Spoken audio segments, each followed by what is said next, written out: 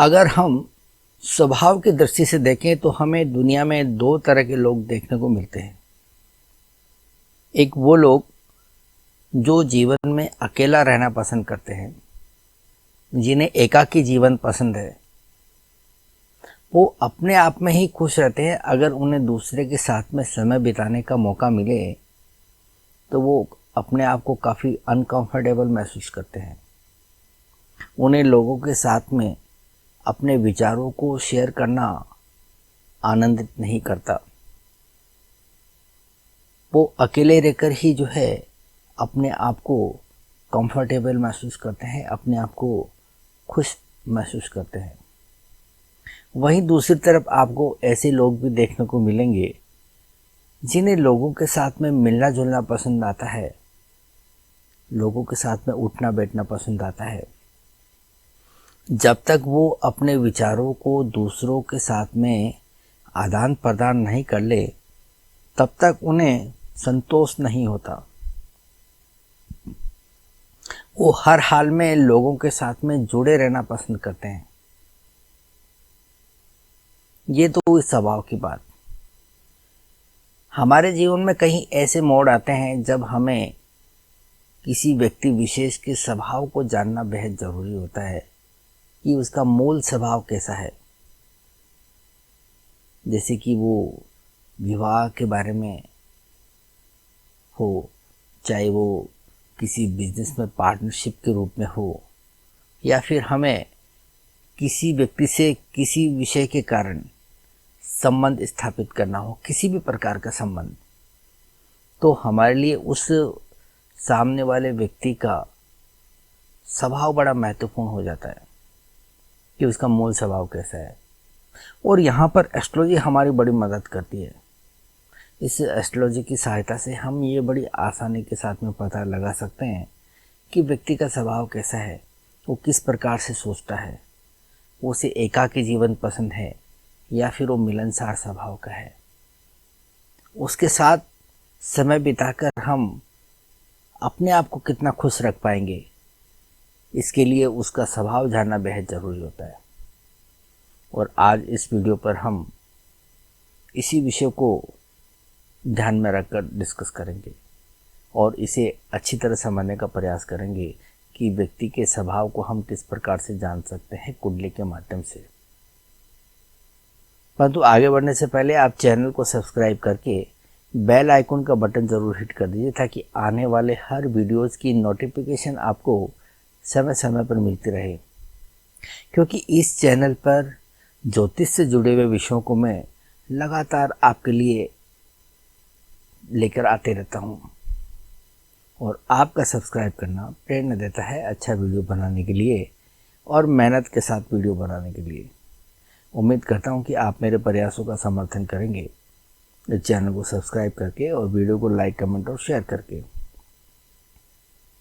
और यदि आप में से कोई भी किसी भी समस्या पर मुझसे कोई कंसल्टेंसी लेना चाहे या फिर मुझसे ज्योतिष सीखना चाहे तो आप नीचे दिए हुए नंबरों पर मुझे डायरेक्ट कॉल कर सकते हैं या फिर व्हाट्सएप मैसेज कर सकते हैं। हमारे यहाँ पर सभी समस्याओं का ज्योतिषीय समाधान डिटेलिंग के साथ और प्रामाणिकता के साथ में किया जाता है। अब हम आते हैं आज के विषय की ओर और ये जानने और समझने का प्रयास करते हैं कि व्यक्ति का मूल स्वभाव कैसा है, उसको हम कुंडली के माध्यम से किस प्रकार से जान सकते हैं। अगर हमें किसी भी व्यक्ति के स्वभाव के बारे में जानना हो, उसका आकलन करना हो, तो हमें शनि को एक बार ज़रूर देख लेना चाहिए। क्योंकि शनि जीवन में एकाकीपन का कारक है, अकेलेपन को दर्शाने वाला ग्रह है। शनि स्वभाव के अंदर चिड़चिड़ापन देता है, झुंझलाहट देता है, निराशा देता है, कुंठा देता है। ऐसी स्थिति में हमें शनि को सबसे पहले समझ लेना जरूरी है कि वास्तव में कुंडली के अंदर शनि की स्थिति कैसी है। और जब शनि की बात हो रही है तो शनि के लगन हमारे सामने सबसे पहले आते हैं। शनि के लग्नों का महत्व ज़्यादा बढ़ जाता है। यदि मकर और कुंभ लगन, जो कि शनि के लगन कहलाते हैं, इस प्रकार के लगन है और लग्नेश शनि कुंडली के अंदर अकेला है, वो किसी भी ग्रह के साथ में ना तो युति के अंदर है, जैसा कि आप इस कुंडली के अंदर देख पा रहे हैं। यहाँ कुंभ लगन की कुंडली है और इस कुंभ लगन की कुंडली में शनि यहाँ पर अकेला बैठा हुआ है। किसी भी ग्रह के साथ में उसकी युति नहीं है और ना ही किसी भी ग्रह की दृष्टि इस शनि के ऊपर आ रही है और ना ही किसी भी ग्रह के साथ में शनि का एक्सचेंज है और ना ही कोई ग्रह शनि के आगे है और ना ही कोई ग्रह शनि के पीछे है। अगर ऐसी स्थिति आपको किसी भी कुंडली के अंदर दिखाई देती है जिसके अंदर कुंभ और मकर लगन के अंदर शनि लग्नेश बनकर अकेला हो, किसी भी ग्रह के साथ में किसी भी प्रकार का कोई संबंध स्थापित नहीं हो रहा हो, तो आप ये कह सकते हैं कि व्यक्ति जीवन में अकेला रहना पसंद करेगा। उसे एकाकी जीवन ज़्यादा पसंद आएगा, वो अपने आप में ही ज़्यादा खुश रहेगा। या हम यूँ भी कह सकते हैं कि उसे किसी की ज़रूरत ही महसूस नहीं होगी। ना तो ऐसा व्यक्ति जो है किसी से मिलना जुलना पसंद करता है और ना ही उसे अपने विचारों का आदान प्रदान दूसरे के साथ में करना अच्छा लगता है। ये व्यक्ति का जो है भारी स्वरूप होता है, जिसको देखकर हम एक अंदाज लगा सकते हैं कि ये व्यक्ति जो है इस प्रकार का होगा, ये एकाकी जीवन वाला होगा।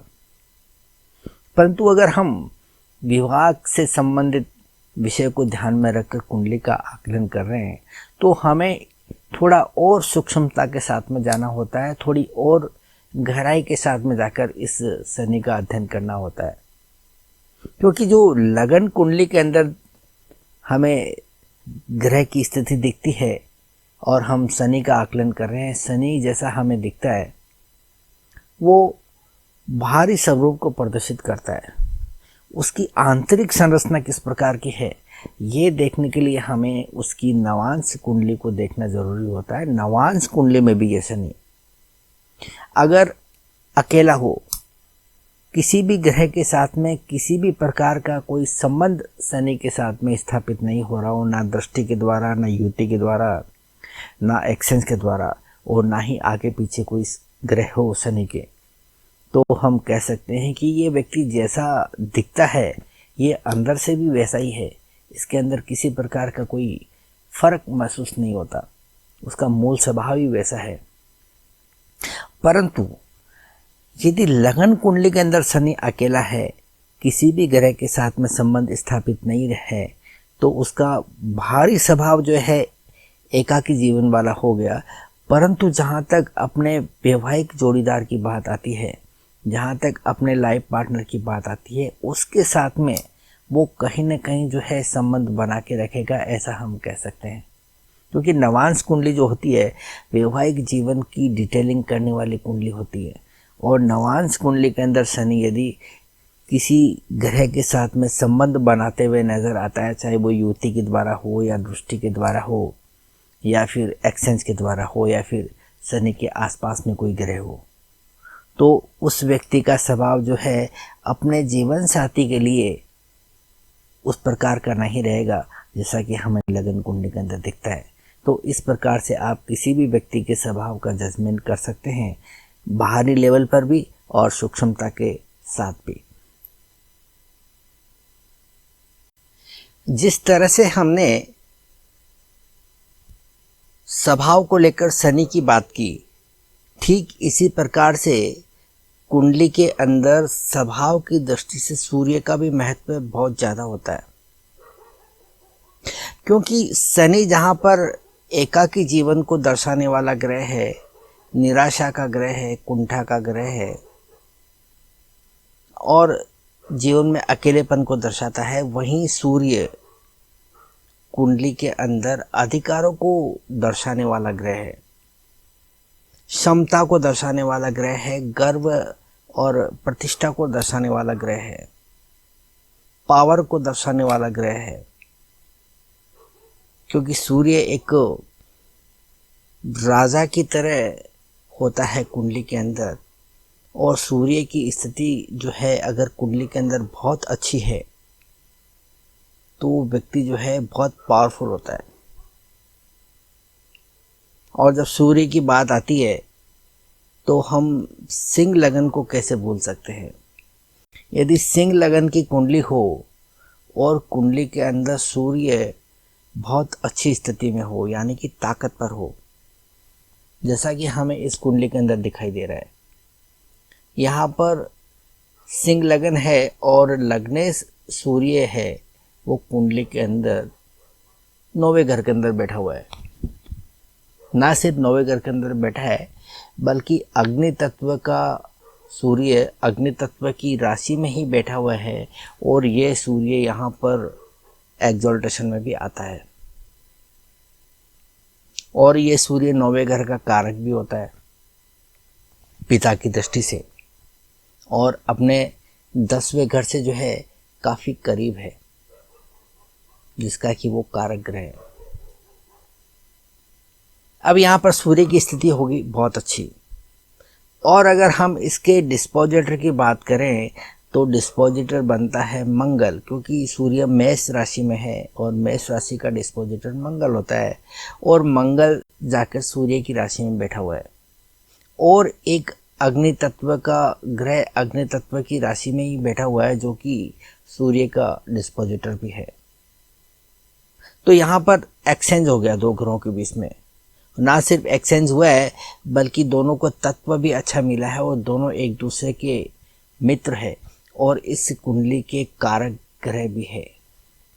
जहाँ सूर्य लग्नेश है, वहीं मंगल केंद्र और त्रिकोण का अधिपति बनकर योग कारक ग्रह बना हुआ है। अब अगर हम यहाँ पर बृहस्पति की बात करें तो बृहस्पति भी इस कुंडली का एक कारक ग्रह है, और कारक ग्रह होने के साथ साथ एक नैसर्गिक शुभ ग्रह है। और सबसे बड़ी बात, बृहस्पति और सूर्य दोनों एक दूसरे के क्लोज मित्र है। तो ऐसी स्थिति में जो है यहाँ पर सूर्य की स्थिति और ज़्यादा ताकतवर हो गई। अगर हम यहाँ पर सूर्य के आगे ग्रह देखें तो यहाँ पर बुध है, जो कि एक शुभ ग्रह है। और अगर पीछे देखें तो 8वें घर के अंदर हमें शुक्र दिखाई दे रहा है, जो कि उच्च का बना हुआ है।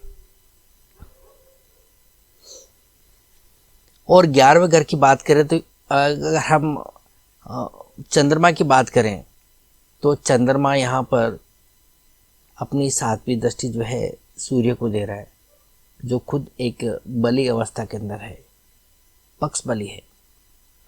तो ऐसी स्थिति में हम देखते हैं कि सूर्य हर कंडीशन के अंदर परफेक्ट नज़र आ रहा है, काफ़ी ताकतवर नज़र आ रहा है। इसकी क्षमता जो है बहुत बड़ी हुई नज़र आती है। ऐसी स्थिति में क्या होगा कि जब सूर्य बलवान होगा तो ऐसा व्यक्ति पूरे के पूरे अधिकारों के साथ में जो है लेस होगा। इसके पास में पावर होगा, क्षमता होगी, कार्य करने की अफलातून ऊर्जा होगी इसके अंदर। और इसका नतीजा क्या निकलेगा, जब व्यक्ति अपने आप में इतना ज़्यादा सक्षम हो जाता है, और वो भी तब जब लग्नेश सूर्य हो, तो क्या होगा, व्यक्ति हमेशा जो है गर्विष्ठ रहेगा। वो किसी को महत्व ही नहीं देगा, अपने आप के अंदर ही जो है वो इतना कंप्लीट रहेगा कि उसे किसी दूसरे की ज़रूरत ही महसूस नहीं होगी। वो हर किसी को आदेश देकर काम करवाना पसंद करेगा। किसी की आदेश तो सुनना बहुत दूर की बात है, किसी की भी बात भी मानने को वो तैयार नहीं रहेगा। ऐसी स्थिति में क्या होगा कि एक तो जो है इसे दूसरे लोग जो है पसंद नहीं आएंगे, हर किसी को वो अपने से जो है नीचे दर्जे का समझने की कोशिश करेगा। और साथ ही साथ कुछ लोग ऐसे भी होंगे जो इसके डर से जो है इसके पास में आना पसंद नहीं करेंगे, डर और खौफ रहेगा। तो ऐसी स्थिति में जो है जब लग्नेश सूर्य हो और वो बहुत बली अवस्था में हो, तो व्यक्ति जो है दूसरों का साथ उतना एंजॉय नहीं कर पाता और व्यक्ति जो है जीवन में अकेला ही रहता है। तो ये हुई सूर्य की स्थिति। और हम किसी भी लगन के बारे में अगर चर्चा करें, यदि लग्नेश बहुत बलवान स्थिति के अंदर हो तो हम कहेंगे कि उसे किसी की ज़रूरत महसूस नहीं होगी। वो अपने आप में इतना बलवान है कि उसे अकेला ही रहना जो है ज़्यादा पसंद आएगा। और ये स्थिति अगर नवांश कुंडली के अंदर भी दिखाई देती है तो इसकी जो है पुष्टि भी आप कर सकते हैं। हमने अभी तक ये जाना कि शनि और सूर्य के आधार पर हम किसी भी व्यक्ति के व्यक्तित्व का चित्रण किस प्रकार से कर सकते हैं, उसके स्वभाव का चित्रण किस प्रकार से कर सकते हैं। जहाँ हमने देखा कि शनि अकेला होने पर किस प्रकार का स्वभाव व्यक्ति को देता है, और साथ ही साथ सूर्य के लगन में सूर्य लग्नेश बनकर यदि बाली अवस्था में आ जाए तो किस प्रकार से व्यक्ति का स्वभाव होता है और किस प्रकार से वो व्यक्ति जीवन में अकेला रहना पसंद करता है। साथ ही साथ हमने ये भी देखा कि लग्नेश यदि कुंडली का बली अवस्था में हो तो वो किस प्रकार से ताकतवर हो जाता है, और अत्यधिक ताकत जब किसी भी व्यक्ति की बढ़ जाती है तो सामने वाले को महत्व देना बंद कर देता है या कम कर देता है। तो ऐसी स्थिति में क्या होता है कि लोग उससे जो है दूर होते चले जाते हैं और व्यक्ति जो है अकेला रहने लगता है। ये व्यक्ति की जो है स्वभाव की एक कमजोरी भी आप कह सकते हैं। इस तरह से आप व्यक्ति के स्वभाव का आकलन कर सकते हैं। ये तो हुई अकेलापन को देखने की एक तकनीक कि किस प्रकार से कुंडली देखकर हम ये बता सकते हैं कि व्यक्ति जीवन में किन किन परिस्थितियों के अंदर अकेला रहेगा या अकेलापन की परिस्थितियां उसके सामने जो है उपस्थित होंगी। अब हम इसका उल्टा करके देखते हैं। कुछ लोग ऐसे होते हैं जो स्वभाव से बड़े मिलनसार होते हैं, एक दूसरे के साथ में मिलजुल कर काम करते हैं और अपने विचार किसी के ऊपर भी थोपते नहीं हैं। सबको साथ में लेकर चलने की इनकी आदत होती है और बड़े ही मिलनसार स्वभाव के होते हैं। और हम बात कर रहे हैं अभी द्विस्वभाव लग्नों की, यानी कि मिथुन, कन्या, धनु और मीन। ये चार जो लगन होते हैं द्विस्वभाव लगन होते हैं, और इनके जो मालिक होते हैं वो होते हैं बुध और बृहस्पति। दोनों ही कुंडली के शुभ ग्रह, यानी कि दोनों ही ग्रह शुभ ग्रह माने जाते हैं।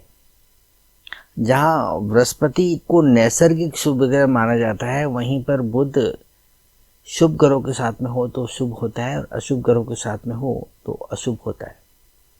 परंतु जनरली जो है बुध को एक शुभ ग्रह ही माना जाता है। अब जब इस प्रकार की स्थिति हो, द्विस्वभाव लगन हो, तो लग्नेश जो है या तो बुध बनेगा या बृहस्पति बनेगा। ऐसी स्थिति में यदि लग्नेश शुभ ग्रहों के साथ में हो, शुभ ग्रहों के प्रभाव में हो, तो आप कह सकते हैं कि ऐसा व्यक्ति मिलनसार स्वभाव का होगा। वो मिलजुल कर काम करेगा, लोगों के विचारों को सम्मान देगा और उनसे जो है साथ में मिलकर आगे बढ़ेगा। इसके दो कारण हो सकते हैं। एक तो जो है ये द्विस्वभाव लगन के जो अधिपति होते हैं, यानी कि जो लग्नेश बनता है इनका बुध और शुक्र, इनके अंदर निर्णय क्षमता का जो है अभाव होता है। इन्हें जो है निर्णय लेने में काफ़ी समय लगता है।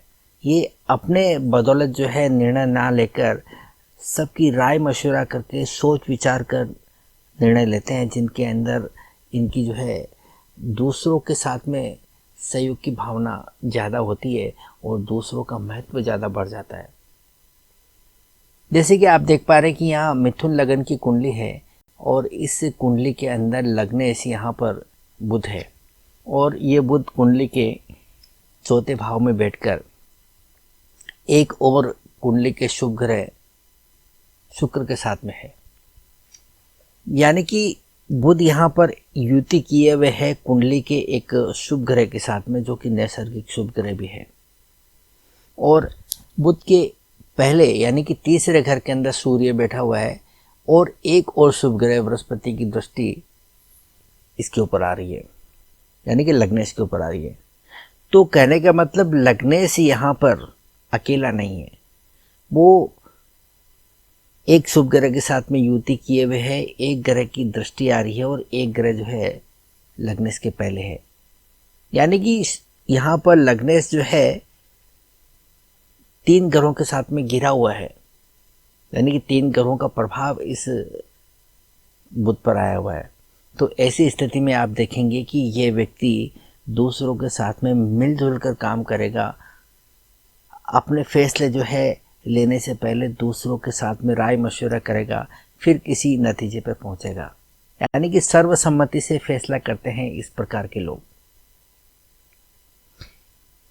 यहां पर हमने देखा कि लग्नेश बुध जो है अकेला नहीं है, इसके साथ में जो है 3 ग्रह हमें दिखाई दे रहे हैं जो इस बुध को प्रभावित कर रहे हैं।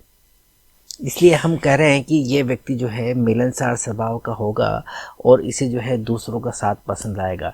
ये कभी भी अकेला जो है रहकर कभी भी खुश नहीं रह सकता।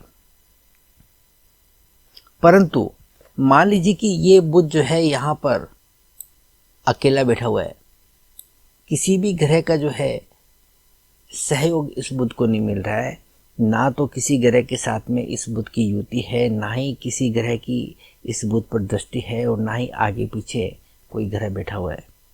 तो ऐसी स्थिति में क्या होगा कि ये जो लग्नेश है यानी कि ये व्यक्ति है अकेलापन महसूस करेगा, परंतु वो अकेलेपन को तोड़ना चाहेगा। वो ये कभी बर्दाश्त नहीं करेगा कि मैं अकेला हूँ, वो उसके मन में यही रहेगा कि मैं अकेला क्यों हूँ।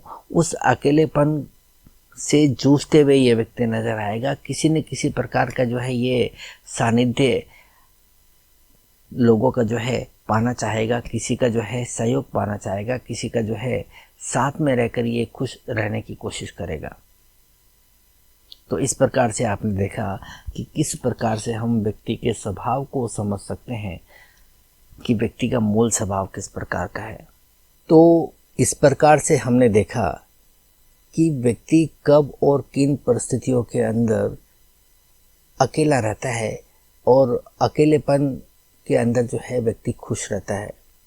साथ ही हमने ये भी देखा कि व्यक्ति कब दूसरों को महत्व देना बंद कर देता है और जो है अपने आप के ऊपर इतना घमंड करता है कि उसे जो है दूसरे कम लगने लगते हैं, इस वजह से वो अकेला रह जाता है। हमने ये भी देखा कि किस प्रकार की स्थितियां कुंडली के अंदर होती है, जिसके आधार पर हम ये समझ सकते हैं कि व्यक्ति का स्वभाव मिलनसार होगा। इन सभी परिस्थितियों के अंदर हमें कुंडली में लगन को देखना है, लग्नेश को देखना है। यदि लग्नेश कुंडली के अंदर अकेला है तो हम उसको अकेलेपन से जोड़ के देख सकते हैं। यदि लग्नेश अन्य ग्रहों के साथ में एसोसिएशन में है, वो युति के द्वारा हो या दृष्टि के द्वारा हो या फिर एक्सेंस के द्वारा हो या उसके आगे पीछे ग्रह हो, तो फिर उस कंडीशन के अंदर हम कह सकते हैं कि व्यक्ति जो है मिलनसार स्वभाव का रहेगा या उसे दूसरों का जो है साथ पसंद आएगा, वो अकेला नहीं रहेगा। ये लगन कुंडली की जो है स्थिति हमें उसके बाहरी स्वरूप को दर्शाती है, परंतु उसके जो है आंतरिक स्वरूप को देखने के लिए हमें नवांश कुंडली को देखना होता है। अगर नवांश कुंडली में भी ये स्थिति बरकरार रहती है, यानी कि लगन के अंदर कोई ग्रह अकेला है और नवांश के अंदर भी अकेला है, तो हम कह सकते हैं कि वो जैसा बाहर से है वैसा ही वो आंतरिक दृष्टि से है। उसका स्वभाव जो है ठीक वैसा ही है जैसा कि हम लगन कुंडली के अंदर देख रहे हैं, यानी कि वो अकेलेपन को पसंद करेगा। वहीं यदि लगन कुंडली के अंदर कोई ग्रह अकेला है परंतु नवांश कुंडली के अंदर वो अन्य ग्रहों के साथ में एसोसिएटेड है, तो इसका मतलब वो व्यक्ति जो है कहीं न कहीं लोगों के साथ में जो है मिलकर काम करना पसंद करेगा या उसे एकाकीपन जो है पसंद नहीं आएगा। इसका उल्टा भी करके देख सकते हैं। लगन कुंडली के अंदर यदि कोई ग्रह अन्य ग्रहों के साथ में एसोसिएशन किए हुए है, परंतु नवांश कुंडली में वो ग्रह अकेला हो जाता है, तो आप कह सकते हैं कि वो बाहर से तो दिखावा ऐसा कर रहा है कि लोगों के साथ में मिलना जुलना उसको पसंद है, परंतु वास्तव में वो व्यक्ति जो है किसी से मिलना जुलना नहीं चाहता। इस प्रकार से आप ग्रहों का आकलन कर सकते हैं और कुंडली देखकर आप ये बता सकते हैं कि व्यक्ति का जो है मूल स्वभाव किस प्रकार का होगा। तो ये था एक विवरण जिसके आधार पर आप व्यक्ति के स्वभाव का चित्रण कर सकते हैं। तो आज के लिए इतना ही। मिलते हैं अगली वीडियो में और किसी नई जानकारी के साथ में। तब तक इजाज़त। Thank you.